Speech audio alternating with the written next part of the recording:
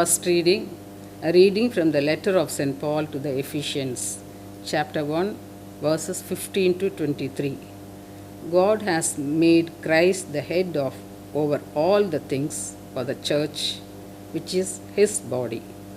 Because I have heard of your faith in the Lord Jesus and your love toward all the saints, I do not cease to give thanks for you, remembering you in my prayers, that the God of our Lord Jesus Christ, the Father of glory, may give you a spirit of wisdom and of revelation in the knowledge of him,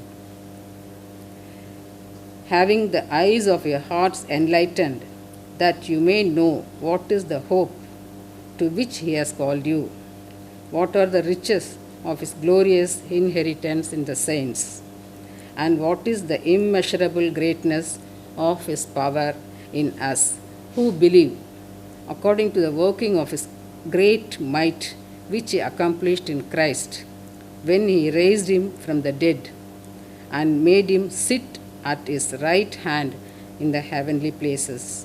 For above all rule and authority and power and dominion, and above every name that is named, not only in this age, but also in that which is to come.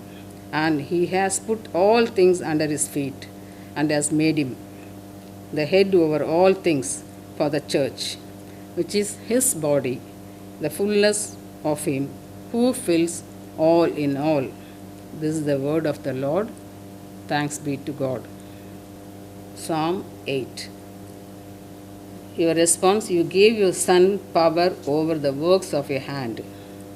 How great it is your name, O Lord our God, through all the earth. Your majesty is praised above the heavens, on the lips of children and babes. Your response, you gave your Son power over the works of your hand. When I see the heavens, the works of your hands, the moon and the stars which you arranged. Your response, you gave your Son power over the works of your hand. What is man that you should keep him in mind, mortal man that you care for him? Your response, you gave your Son power over the works of your hand. Yet you have made him little less than God. With glory and honor you crowned him, gave him power over the works of your hand, put all things under his feet. Your response, you gave your Son power over the works of your hand. When the time comes, the Holy Spirit will teach you what you ought to say.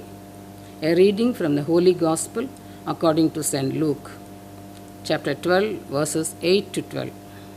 Jesus said to his disciples, I tell you, everyone who acknowledges me before men, the Son of Man also will acknowledge before the angels of God.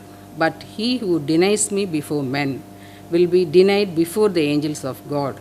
And everyone who speaks a word against the Son of Man will be forgiven.